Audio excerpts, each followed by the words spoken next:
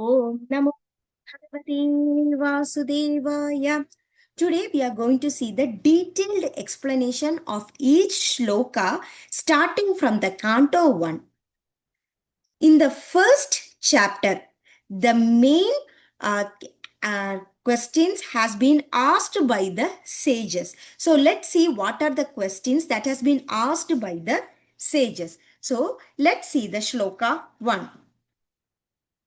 जन्माद्यस्य यतोऽन्वयातितरतश्चार्थेष्वभिघ्नस्वराट् तेने ब्रह्महृदाय आदिकवये मुह्यन्ति यत्सूरयः तेजो वारिमृदां यथा विनिमयो यत्र त्रिसर्गो मृषा धाम्ना स्वेन सदा निरस्तकुहकं सत्यं परं धीमहि.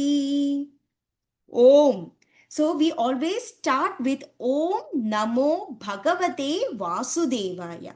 So the Om means we are just calling the Lord, and Namaha means I am offering my kind obligation to you. Bhagavate. Bhagavate means we are representing the personality of all the gods. That is the Vishnu Bhagavan. Vasudevaya. Because we call the son of Vasudeva. That's why we are calling as the Vasudevaya. Lord Krishna, who is the primeval god. That is one of the avataram of Lord Vishnu is the Vasudeva. That is Krishna. Janma, Adi. Janma means creation. Adi means from the previous time, Bhagavan has been done creation, sustenance and the destruction. Asya means the manifested universe, where each yuga, the universe will be created, and the end of yuga, this universe will be demolished. Yata, from whom? Adhyayam, directly. Itarata, indirectly. Cha, and. Artheshu, purposes. Abhigna, fully cognizant. Swarat, fully independent. Tene, imparted. Brahma, the Vedic knowledge. Hrida, consciousness of the heart. Ya, one who. Adi Kavaye, onto the original created being. Muhyandi, illusioned. Yat, about whom. Suraya, the great sages and demigods. Teja, fire.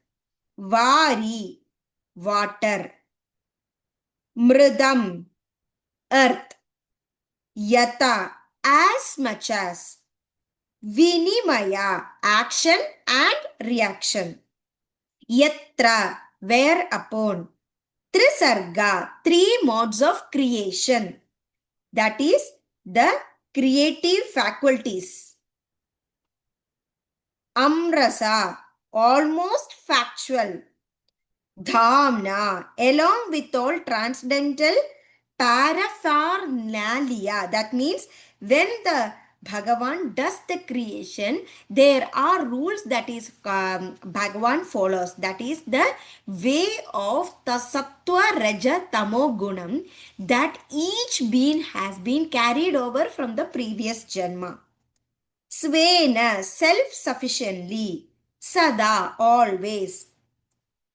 Nirasta, negation by absence. Kuhakam, illusion. Satyam, truth. Param, absolute. Dhimahi, I do meditate upon. So now let's see the meaning of the shloka. O my Lord, Shri Krishna, who is the son of Vasudeva, O all-pervading personality of Godhead, I offer my respectful obeisances unto you. I meditate upon Lord Shri Krishna because He is the absolute truth and the primeval cause of all the causes of creation, sustenance, and destruction of the manifested universe. He is directly and indirectly conscious of all the manifestations, and he is independent because there is no other cause beyond him. It is he only who first imparted the Vedic knowledge on unto the heart of Brahmaji, the original living being. By him, even the great sages and demigods are placed into illusion, as one is bewildered by the illusionary representation of water seen in fire or land seen on water. Only because of him do the material universe, temporarily manifested by the reactions of three modes of nature, appear factual, and although they are unreal. I therefore meditate upon to him, Sri Lord Krishna, who is eternally existent in the transcendental abode, which is forever free from the illusionary representation of the material world. I meditate upon him, for he is the absolute truth. So here, I am giving my respect to the personality of Godhead Vasudeva because he is the divine son of Vasudeva and Devagi. And Sri Vyasadevan, that Sri Krishna is the original personality of the Godhead, who is the complete avataram of Bhagavan Vishnu. And all others are his direct or indirect portions or portions of the portion. So, in Samaveta Upanishad, it is stated that Lord Sri Krishna is the divine son of Devaki. And therefore, here we are denoting the Bhagavan as the Devaki Sutta. And also in Bhagavad Gita, Lord asserts himself to be the original personality of the Godhead, and that is confirmed by Arjuna. And also by great sages like Narada, Vyasa, and many others. In the Padma Purana also, out of the innumerable names of Lord, the name of Krishna is the principal word. So, Vasudeva indicates the planetary portion of personality of Godhead. That's why we always say that Om Namo Bhagavate Vasudevaya. Sri Krishna is always meditated upon by the Paramahamsas, who are the perfected ones among those in the renounced order of life. So, Vasudeva or the Lord Sri Krishna is the cause of all the causes. Everything that exists emanates from the Bhagavan. So, Bhagavan has been explained in different Vedas and Vedanta Sutras as well as Brahma Sutras, Puranas, Mahabharata, and so on. So, at night, when we see the stars in the sky, it is also said that everywhere, every time we can feel the presence of Bhagavan if you can fully trust the existence of Bhagavan. So, the author of Srimad Bhagavatham gives a direct answers to all the inquiries. So, these are the questions that has been asked by the sages. So, Lord Krishna is the origin of all the creation. He is not only the creator of the universe, but the destroyer as well as he is the sustainer of all the creations. And therefore, supreme will is behind all cosmic activities. What has happened, what is happening, and what will happen. Everything is under the control of Bhagavan Vishnu. And in Vedic literature, it is said that the absolute truth, the personality of Godhead, who is the Bhagavan, is the chief amongst all the living personality. So, all the living beings, beginning from the first created being, that is the Brahma, down to the smallest ant, are individual living beings. And above Brahma, There are even other living beings with individual capacities, and the personality of Godhead is also a similar of the living being. So, in Srimad Bhagavatam is the most confidential part of the great literature.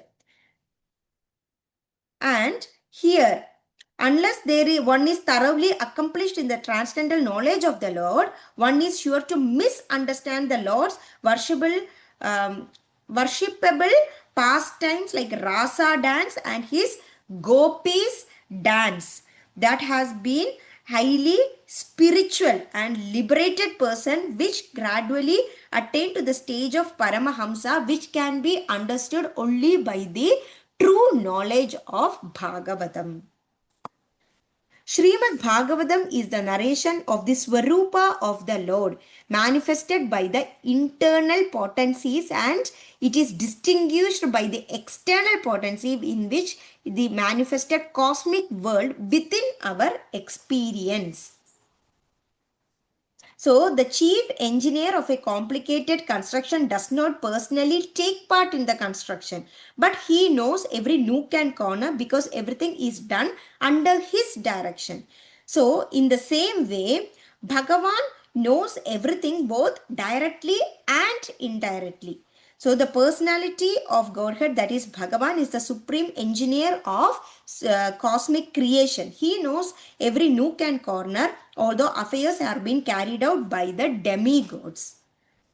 Beginning from Brahma down to the insignificant ant, no one is independent in the material world. The hand of the Lord is seen everywhere. The same way, a chemist can manufacture water in the chemical laboratory by mixing hydrogen and oxygen. So, in reality, the living entity works in the laboratory under the direction of Bhagavan Vishnu. So, all the materials with which he works are also supplied by the Bhagavan. The Lord himself knows directly and indirectly, and he is the cognizant of all minute details, and Bhagavan is fully independent. And also conditioned soul beginning with Brahma, who engineers the entire universe down to the significant ant, are all creating, but none of them are independent of the Supreme God. And the materialist wrongly thinks that there is no creator other than oneself. This is called Maya or illusion. Because of this poor fund of knowledge, the materialist cannot see beyond the purview of the imperfect senses, because Maya covers all the poor fund of knowledge that each creation thinks that there is no power like Bhagavan. Since the whole complete absolute truth is source of everything, nothing can be independent of the body of the absolute truth. And that's why the Shruti mantra, Om Namo Bhagavate Vasudevaya, is the absolute whole or Brahman in the ultimate source of everything. In Bhagavad Gita, Lord Shri Krishna states that he only who superhends the creative energy, that is Prakriti, which constitutes the totality of matter. Therefore, Sri Vyasadeva does not worship Brahma, but the Supreme Lord Bhagavan Vishnu, who guides Brahma in his creative activities. So, in this shloka, the particular words Abhijna and Swarat are significant. These two words distinguish the Supreme Lord from all the other living entities. Even Brahma has to meditate upon the Supreme Lord Vishnu in order to create.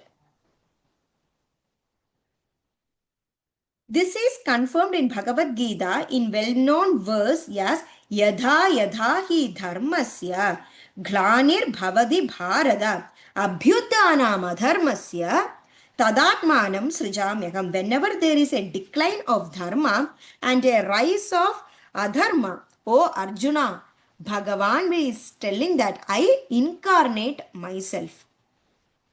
That's why the Supreme Lord is all perfect. He is confirmed in Shruti mantras.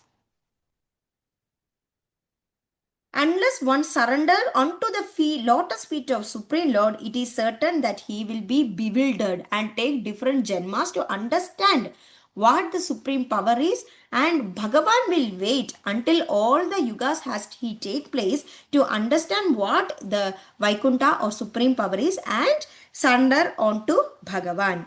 When an intelligent man surrenders onto the lotus feet of Krishna and knows completely that Krishna is the cause of all causes, as confirmed in Bhagavad Gita, then only can such an intelligent man become a Mahatma or great soul. Such a great soul is rarely seen.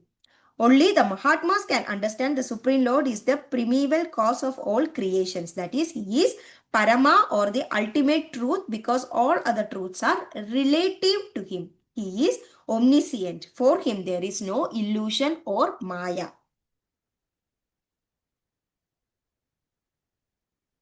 It is also said that Srimad Bhagavad Gita Bhagavatham will gradually elevate the unbiased reader to the highest perfectional stage of transcendence. It will enable the reader to transcend the three modes of material activities. One is fruitive actions, second one is speculative philosophy, and the third one is worship of fundamental deities as inculcated in the Vedic verse. So this is the first shloka in the detailed version of what has been stated in the Canto 1, Shloka 1. जन्मादस्य यदोन्वदादितरतश्चार्थेषु विघ्नस्वराट् तेने ब्रह्महृदाय आदिकवये मुह्यन्ति यत्सूरयः तेजो वारिमृदां यदा विनिमयो यत्र त्रिसर्गो मृषा दाम्ना स्वेन सदा निरस्तकुहकं सत्यं परं धीमहि ॐ नमो भगवते वासुदेवाय. Thank you.